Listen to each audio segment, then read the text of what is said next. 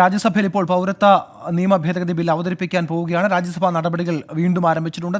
नागरिकता अधिनियम 1955 का और संशोधन करने वाले विधेयक पर लोकसभा द्वारा पारित रूप में विचार किया जाए. Motion moved. There are 4 amendments by Sri K.K. Ragesh, Sri Hussain Dalvi, Sri Vinay Viswam and Sri Elamaran Karim for reference of the Citizenship Amendment Bill 2019 as passed by the Lok Sabha to a select committee of the Rajya Sabha. Members may move the amendments at this stage without any speech. While moving the amendments, these members, they have to give the names of these things also. So, Mr. K.K. Ragesh, are you moving the amendment? Sir, I move the amendment. Right. Amendment moved. Sri Hussain Dalwai, are you moving the amendment? I move the amendment. Sri Vinay Viswam, I move it, sir. Sri Almaram Karim. The motion for consideration of the Citizenship Amendment Bill 2019 as passed by Lok Sabha and the amendments moved thereto are now open for discussion. Minister ji, if you want to... Ji? 1 minute, Amit ji, 1 minute. 1 minute. Mr. Rangarajan, please. Under Rule 230 of the Rules and Procedures of Rajya Sabha, I have given notice that there is no nexus. The debate should be adjourned because there is no nexus, reasonable nexus between the statement of objects and reasons and the bill.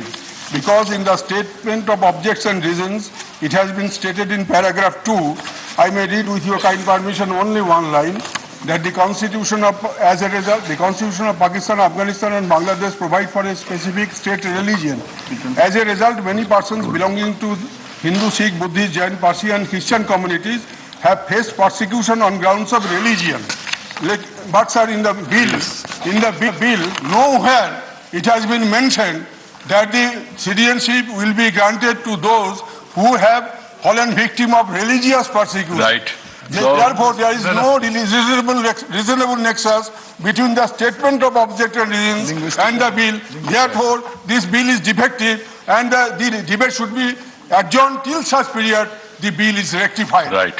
I have heard your argument and I have gone through the rules procedure also. The Lok Sabha has discussed it, approved it, and then I have received the bill, I have gone through the bill, and then I have given permission after getting myself fully satisfied that this bill is in order.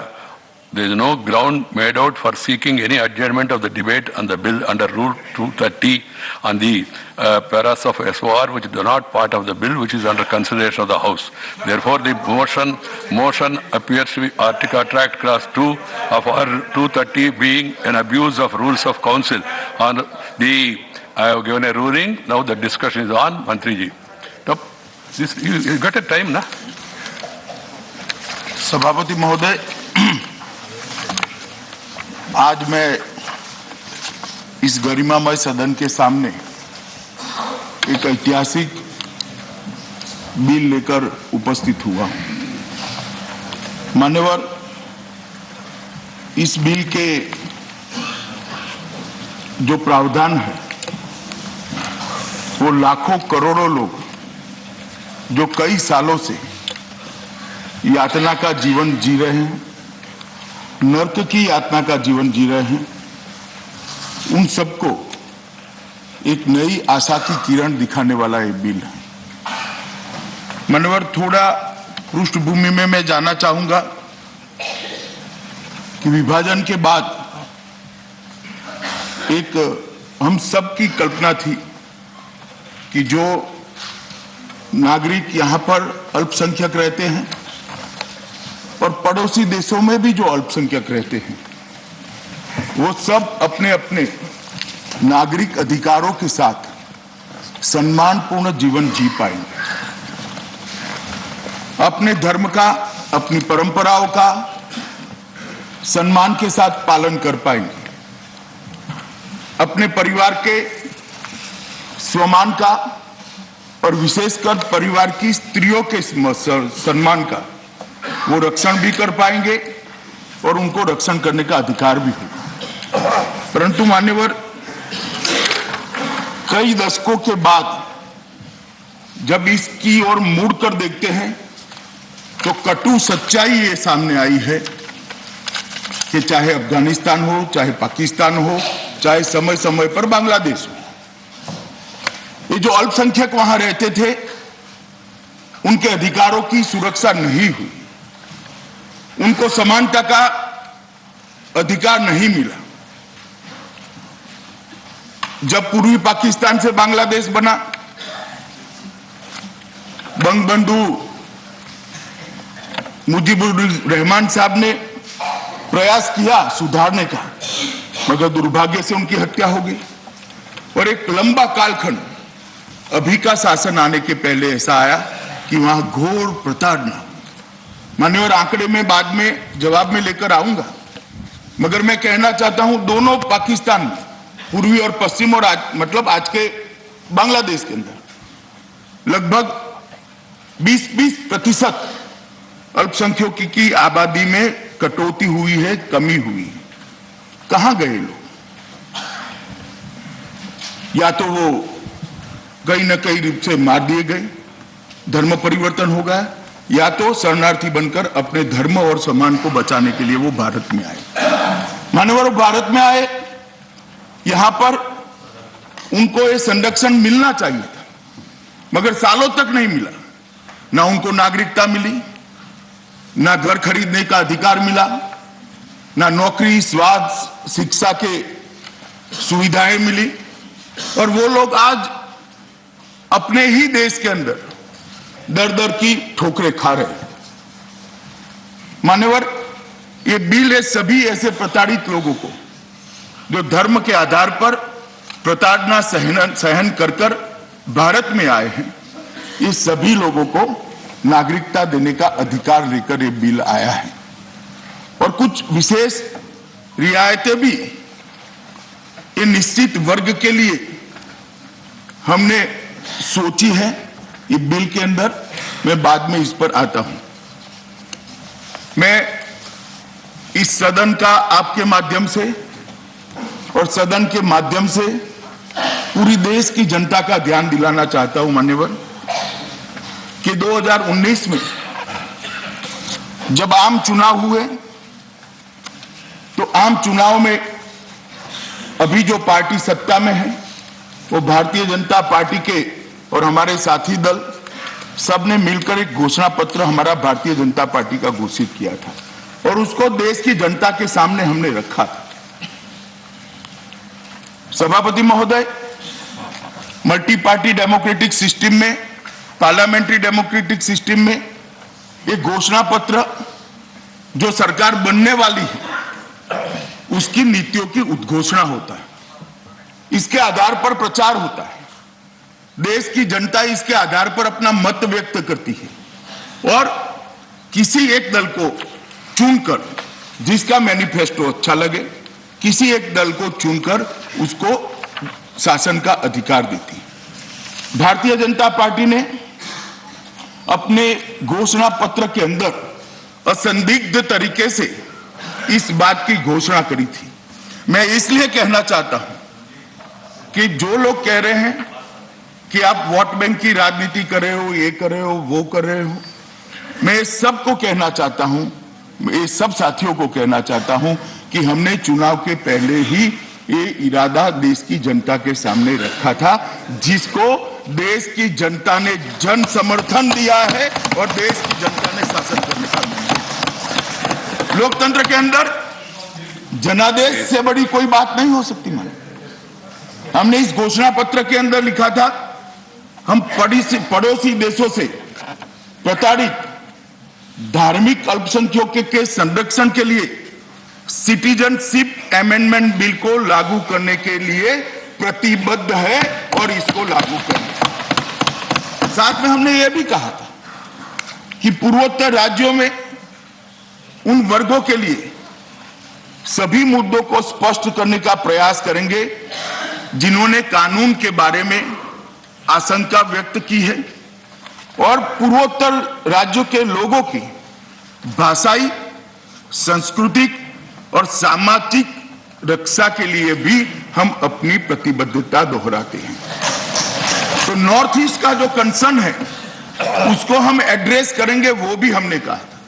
मान्यवर, मुझे आनंद है कि श्री नरेंद्र मोदी जी के नेतृत्व में ये जो सरकार चल रही है, आज मोदी जी के नेतृत्व में मैं जो बिल लेकर इस सदन के सामने उपस्थित हुआ हूं, इसमें हमारी ये दोनों घोषणाओं का आज हम इसको कानूनी जामा पहनाने जा रहे हैं। तीनों पड़ोसी देश इनके धार्मिक अल्पसंख्यकों को संरक्षण देकर उनको नागरिक बनाने की प्रक्रिया का अमेंडमेंट लेकर आए हैं और पूर्वोत्तर के जो राज्य हैं उनके अधिकारों को, उनकी भाषा को, उनकी संस्कृति को और उनके सामाजिक पहचान को प्रिजर्व करने के लिए, उसको संरक्षित करने के लिए भी इसके अंदर हम चिंता करते हुए प्रावधान लेकर आए हैं। और बिल के डिटेल प्रावधान में मैं बाद में जाऊंगा, मगर सरल भाषा में, क्योंकि देश की जनता भी इस सदन की बहस को देख रही है बड़ी क्यूरियोसिटी के साथ, तो सबके मन में स्पष्ट हो जाए, इसलिए मैं सरल भाषा में ये बिल क्या है कहना चाहता हूं कि पाकिस्तान, बांग्लादेश और अफगानिस्तान जो 3 देशों की सीमाएं भारत को छूती हैं, वो तीनों देशों में हिंदू, जैन, बौद्ध, सिख, ईसाई और पारसी, ये लघुमती के लोग, वहां की लघुमती के लोग जो भारत में आए हैं, उनको किसी भी समय आए हैं, उनको नागरिकता प्रदान करने का इस बिल में प्रावधान है। इसका मतलब आजादी के बाद बांग्लादेश, पाकिस्तान और अफगानिस्तान से जो भी जैन, बौद्ध, सिख, ईसाई, पारसी और हिंदू धर्म के अनुसरण करने वाले वो 3 देशों के माइनॉरिटी के लोग जो यहां आए हैं, उनको हम नागरिकता देंगे। दूसरा, नॉर्थ ईस्ट में, पूरे नॉर्थ ईस्ट के अंदर अलग अलग प्रकार से नॉर्थ ईस्ट के हितों की चिंता भी की है, इसको मैं बाद में बताऊंगा। मान्यवर, लोकसभा में चर्चा चली, कुछ अखबारों के मैंने आर्टिकल भी पढ़े हैं, एक बहुत बड़ी भ्रांति फैलाई जा रही है कि बिल माइनॉरिटी के खिलाफ, ये बिल विशेषकर मुस्लिम समुदाय के खिलाफ। मान्यवर, मैं पूछना चाहता हूं, जो इस देश के मुसलमान है, इसके लिए इस देश के अंदर कोई चर्चा का, कोई चिंता का सवाल ही नहीं है। वो नागरिक है, रहेंगे, उनको कोई प्रताड़ित नहीं। मगर आप चिंता किसकी कर रहे हो? किसकी चिंता कर रहे हो? पाकिस्तान से क्या आप चाहते हो कि पाकिस्तान से भी जो मुसलमान यहां आए इसको भी हम नागरिक बना दे? बांग्लादेश से जो मुसलमान आए इसको भी नागरिक बना दे? अफगानिस्तान से भी जो मुसलमान आए वो नागरिक बना दे? तो क्या कहना चाहते हैं? पूरी दुनिया में से जो भी मुसलमान आएगा इसको हम यहां नागरिकता दे देंगे? किस तरह से देंगे? देश कैसे चलेगा? ऐसे नहीं चल सकता। ये निश्चित वर्ग के लिए है, जिनके धर्म के अनुसरण के लिए वो 3 राज्यों में अनुकूलता नहीं है, उनको प्रताड़ित किया जा रहा है। वो 3 देशों के अल्पसंख्यकों को ही नागरिकता देने का प्रावधान है। और मैं आज जो लोग इस बिल का विरोध कर रहे हैं उनको ये पूछना चाहता हूं कि कृपया आप मुझे ये बताइए, मैं जब जवाब देने खड़ा हूंगा तब पूरी चीजें डिटेल में बताऊंगा। आपके एक जो शंकाएं हैं, सवाल है, आपका एक स्पष्टीकरण जो मांगेंगे वो सब स्पष्टीकरण करूंगा। मगर मैं इतना बताना चाहता हूं कि लाखों करोड़ों लोगों पर जो प्रताड़ना हुई है मान्यवर, वो जाए कहां जाए? उनको जीने का अधिकार है या नहीं? हम देना चाहते हैं या नहीं देना चाहते? वो किसी देश के नागरिक बनने चाहिए या नहीं बनने चाहिए? ये धार्मिक प्रताड़ना के आधार पर जो लोग आए हैं उनको नागरिकता देने का सवाल है। यहाँ के माइनॉरिटी और विशेषकर किसी भी मुसलमान को चिंता करने की जरूरत नहीं है, ये मैं स्पष्टता के साथ कहना चाहता हूं। किसी को भी चिंता करने की, कोई आपको बरगलाए, कोई डराए, डरिए मत। ये नरेंद्र मोदी सरकार है और संविधान के स्पिरिट के साथ चल रही है। माइनॉरिटी को पूरा प्रोटेक्शन मिलेगा, इसमें किसी को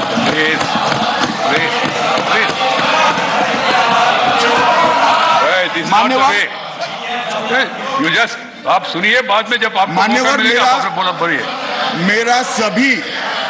मेरा सभी विपक्ष के लोग, विपक्ष के माननीय सदस्य बैठे बैठे बोल रहे हैं, उनको चुनौती है कि जब आपको बोलने का मौका मिले मुद्दा के साथ पॉइंट उपस्थित करिएगा।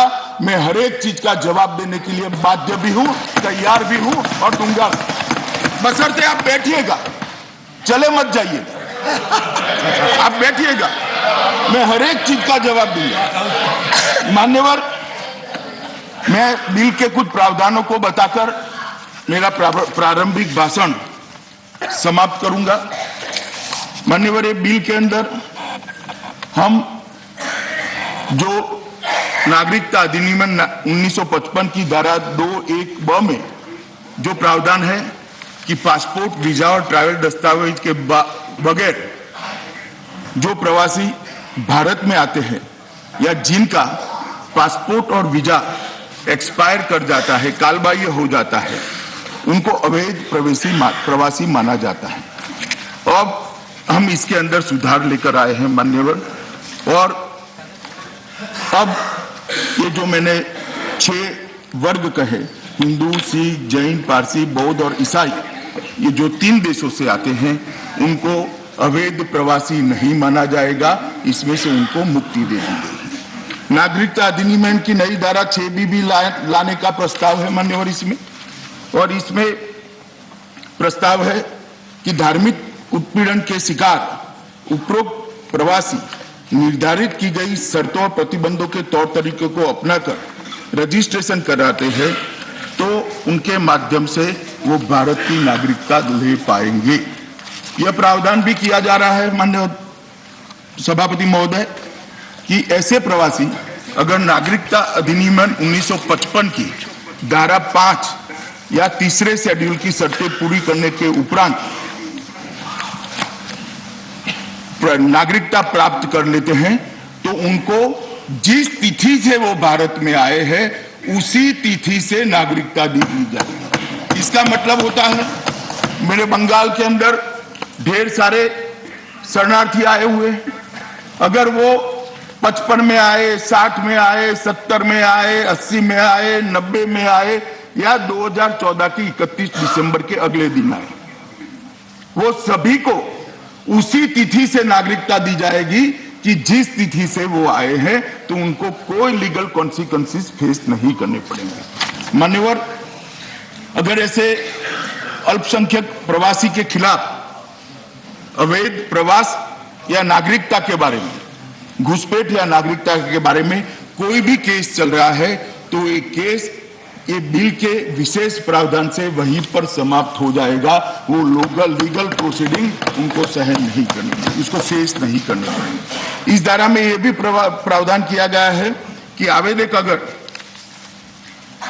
किसी भी प्रकार के अधिकार या प्रिविलेज ले रहा है तो इस प्रावधान के तहत वह अधिकार और प्रिविलेज से वंचित नहीं कर दिया जाएगा।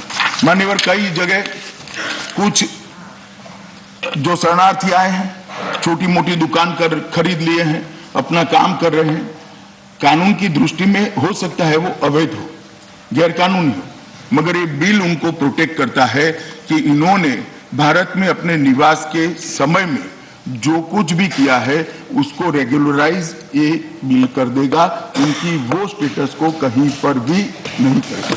जो शब्द उठते, शादी हुई, बच्चे हुए, ये सब चीजों को ये बिल इसको रेगुलराइज करेगा। उत्तर पूर्व के सभी राज्यों में दिए गए प्रोटेक्शन को आगे बढ़ाते हुए शेड्यूल 6 छठे शेड्यूल में असम, मेघालय, मिजोरम, त्रिपुरा और अब मणिपुर, पूरा मणिपुर भी नोटिफाइड हो चुका है। जनजाति इलाकों पर यह बिल लागू नहीं होगा। इसी तरह Bengal eastern frontier regulation act 1973 के तहत इनर लाइन परमिट के इलाके पूरे मिजोरम, अरुणाचल, अधिकांश नागालैंड और मणिपुर, ये सारे एरिया में भी ये प्रावधान लागू नहीं होंगे। मान्यवर, आसाम का जहां तक सवाल है, मैं आज इस सदन के सामने एक कटु वास्तविकता रखना चाहता हूं। मान्यवर, आसाम के अंदर 1985 में तत्कालीन प्रधानमंत्री श्री राजीव गांधी ने आसाम एकॉर्ड किया। आसाम एकॉर्ड के अंदर आसाम के लोगों को उनकी सांस्कृतिक पहचान, सामाजिक पहचान, भाषाई पहचान और चुने हुए फोरम में उनके रिप्रेजेंटेशन के अधिकार को प्रोटेक्ट करने के लिए क्लॉज 6 बनाया गया। क्लॉज 6 के अंदर एक प्रावधान था कि क्लॉज 6 के माध्यम से एक कमेटी गठित करेगी भारत सरकार और वो कमेटी ये सारी चीजों जो आसाम के मूल निवासी है वो अपनी पहचान बना पाए इसके लिए चिंता करेगी। श्री राजीव गांधी ने बड़े उदात्त भावना के साथ इसको साइन भी किया। आसाम के लोग खुश भी हो गए, पटाखे जलाए और खुशियां मनाई, आंदोलन समाप्त हो गया। मगर 1985 से लेकर जब तक नरेंद्र मोदी प्रधानमंत्री बने तब तक क्लॉज 6 की कमेटी ही नहीं बनी। 35 साल तक मान्यवर किसी को चिंता ही नहीं हुई कि आसाम के लोगों के ये भाषा की रक्षा, साहित्य की रक्षा, संस्कृति की रक्षा, सामाजिक पूरे परिवेश की रक्षा, उनके पॉलिटिकल रिप्रेजेंटेशन का प्रोटेक्शन, ये सारी चीजों पर जो करना था वो हुआ ही नहीं, कभी नहीं हुआ। नहीं आप बोले तब बताएगा कब हुआ? नहीं हुआ। वो तब हुआ जब इस देश ने नरेंद्र मोदी जी को प्रधानमंत्री बनाया और Bharatiya Janata party. It will not go on record. मान्यवर, I have to name you, madam. मान्यवर, मैडम रानी जी बैठ जाइए। आसाम के Not the way. I don't Assam know. के सभी Why are you doing this? सभी मूल आपका मौका निवासियों आएगा को तो मैं- आप आराम से बोलिए। आसाम के सभी मूल निवासियों को मैं सदन के माध्यम से आश्वस्त करना चाहता हूं कि एनडीए की सरकार, भारतीय जनता पार्टी की सरकार क्लॉज 6 की कमेटी के माध्यम से आपके सभी हितों की चिंता करेगी। इसमें किंचित मात्र शंका मत रखिए। क्योंकि ये जो सरकार है, ये सरकार सबका साथ सबका विकास के आधार पर चलने वाली सरकार है। और हम मानते हैं कि आसाम आंदोलन के अंदर जो शहीद हुए हैं वो सारे लोगों की शहादत व्यर्थ नहीं जानी चाहिए। आसाम की समस्या का सच्चा समाधान लाने का अब समय आ गया। और मान्यवर, इसीलिए हमने क्लॉज 6 की कमेटी बनाई है जिसमें आंसू भी है जिन्होंने आंदोलन किया था, आसाम गण परिषद के हमारे साथी भी हैं। मैं सबको आपके माध्यम से निवेदन करना चाहता हूं, जितनी भी जल्दी हो सके आप क्लॉज 6 की कमेटी का रिपोर्ट कृपया भारत सरकार को भेज दीजिए, जिससे भारत सरकार आपके हितों की रक्षा कर पाए। No, this is misbehaving. Please sit down. This will not go on record. Nothing should be shown. मान्यवर, Nothing should be shown. Assam के अंदर BTC, Karbi, Anglong, Dima हसाव Miss-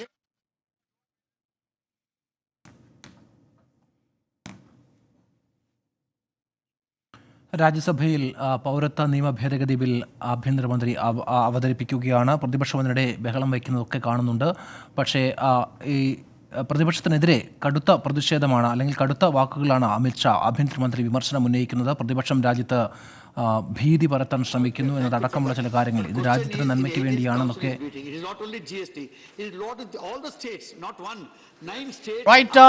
John, ഇപ്പോൾ വളരെ നിർണായകമായ രംഗങ്ങളാണ് ഇപ്പോൾ രാജ്യസഭയിൽ നടക്കുന്നത്. രാജ്യസഭയിൽ ദേശീയ പൗരത്വ ഭേദഗതി ബിൽ അവതരിപ്പിച്ചുകൊണ്ട് അമിത്ഷാ പറഞ്ഞ ഏറ്റവും പ്രധാനപ്പെട്ട കാര്യം, ഇത് BJPയുടെ മാനിഫെസ്റ്റോയിൽ ഉൾപ്പെട്ട കാര്യമാണ്. ജനപിന്തുണയുണ്ട് ഈ ബില്ലിന്, സർക്കാരിന് ഇത് അവതരിപ്പിക്കാൻ വേണ്ടി. പ്രതിപക്ഷം അനാവശ്യ ഭീതി പടർത്താൻ ശ്രമിക്കുകയാണ്. പ്രതിപക്ഷം ഈ ബില്ലിനെ പ്രതി നുണപ്രചരണം നടത്തിക്കൊണ്ടിരിക്കുന്നു. ഈ ബില്ല് ലക്ഷക്കണക്കിന് വരുന്ന അഭയാർത്ഥികളെ സംരക്ഷിക്കാൻ വേണ്ടി ഉദ്ദേശിച്ചുകൊണ്ടുള്ളതാണ്. ഇന്ത്യൻ മുസ്ലിങ്ങൾ ഈ ബില്ല് വരുന്നത് കണ്ട് ഭയപ്പെടേണ്ട സാഹചര്യം നിലവിലില്ല. എല്ലാ തരത്തിലുള്ള ആശങ്കകളും പരിഹരിക്കാൻ ഈ ബില്ല് പര്യാപ്തമാണ്. എല്ലാ ചോദ്യങ്ങൾക്കുള്ള ഉത്തരവും സർക്കാർ നൽകും. എല്ലാ തരത്തിലുള്ള ആശങ്കകളും പരിഗണിക്കും. വടക്കുകിഴക്കൻ സംസ്ഥാനങ്ങളെ പ്രതി ആശങ്കപ്പെടേണ്ട സാഹചര്യം നിലവിലില്ല. ഈ ബില്ലും അതിനെ തുടർന്ന് ഈ സർക്കാരും വടക്കുകിഴക്കൻ സംസ്ഥാനങ്ങളിൽ അടക്കമുള്ള മൈനോറിറ്റികളെ സംരക്ഷിക്കാനുള്ള എല്ലാവിധമായ നടപടിക്രമങ്ങളും എടുത്തിട്ടുണ്ട്. നിർദ്ദേശിച്ചുകൊണ്ട് മൈനോറിറ്റികൾക്കുള്ള ഒരവകാശവും ഈ സർക്കാർ നിഷേധിക്കുകയും ചെയ്യുന്നില്ല. ഇത് കാലങ്ങളായി അവഗണിക്കപ്പെട്ടിരുന്ന മൈനോറിറ്റീസിന്റെയും ഒപ്പം അഭയാർത്ഥികളുടെയും പ്രശ്നം ഈ സർക്കാർ ഏറ്റെടുക്കുന്നുവെന്ന് മാത്രമേ ഉള്ളൂ. ഇത് യാതൊരു തരത്തിലും പൗരത്വ ബില്ല് വിഭജിക്കാനുള്ള ഉദ്ദേശിച്ചുകൊണ്ടുള്ള ഒന്നല്ല എന്നാണ് അമിത്ഷാ പറഞ്ഞത്. ചരിത്ര ബിൽ എന്നാണ് അമിത്ഷാ ഈ ബില്ലിനെ വിശേഷിപ്പിച്ചത്. ഇപ്പോഴും രാജ്യസഭയിൽ അമിത്ഷാ ബില്ല് അവതരിപ്പിച്ചുകൊണ്ട് സംസാരിച്ചുകൊണ്ടിരിക്കുകയാണ്. ഏറ്റവും പ്രധാനപ്പെട്ട കാര്യം, ബില്ല് അവതരിപ്പിക്കുന്നതിന് മുൻപായി തന്നെ 4 പ്രധാനപ്പെട്ട ഭേദഗതികൾ ഇടതുപക്ഷം നിർദ്ദേശിച്ചിരുന്നു. ബില്ല് സെലക്ട് കമ്മിറ്റിക്ക് വിടണം എന്നതായിരുന്നു ബില്ല് അവതരിപ്പിക്കുന്നതിന് മുമ്പ് തന്നെ സ്പീക്കർക്ക് നൽകിയിരിക്കുന്ന പ്രധാനപ്പെട്ട ഭേദഗതി. പക്ഷേ ഈ ഭേദഗതി അംഗീകരിക്കാൻ സ്പീക്കർ ഈ ഘട്ടത്തിൽ തയ്യാറായില്ല. ഒപ്പം തന്നെ ബില്ലിന് തടസ്സവാദം ഉന്നയിച്ചുകൊണ്ട് എംപിമാർ വരികയും ചെയ്തിരുന്നു. എന്നാൽ ഈ തടസ്സവാദങ്ങളെല്ലാം തള്ളിക്കൊണ്ട് സ്പീക്കർ ബില്ല് അവതരിപ്പിക്കാനുള്ള അനുമതി ചെയർ അനുമതി നൽകുകയായിരുന്നു. അങ്ങനെ വൈസ് പ്രസിഡന്റായ വെങ്കയ്യ നായിഡു, രാജ്യസഭാ ചെയർമാൻ, ബില്ല് അവതരിപ്പിക്കാനുള്ള അനുമതി നൽകുകയും തുടർന്ന് അമിത്ഷാ ചരിത്ര ബിൽ എന്ന് പറഞ്ഞുകൊണ്ടാണ് ബില്ലിന്റെ അവതരണം നടത്തിക്കൊണ്ടിരിക്കുന്നത്. ഇപ്പോൾ ബില്ലിലെ ശ്രദ്ധേയമായ കാര്യങ്ങളാണ് ഇപ്പോൾ ബില്ല് നടക്കുന്ന. ഇടയ്ക്ക് പ്രതിപക്ഷം സഭ പ്രക്ഷുബ്ധമായപ്പോൾ അല്പസമയം ഈ ബില്ലിന്റെ അവതരണം നിർത്തിവെക്കുന്ന സാഹചര്യമുണ്ടായി. എന്നാൽ ബിൽ ഇപ്പോൾ രാജ്യസഭ വീണ്ടും തുടരുകയാണ്.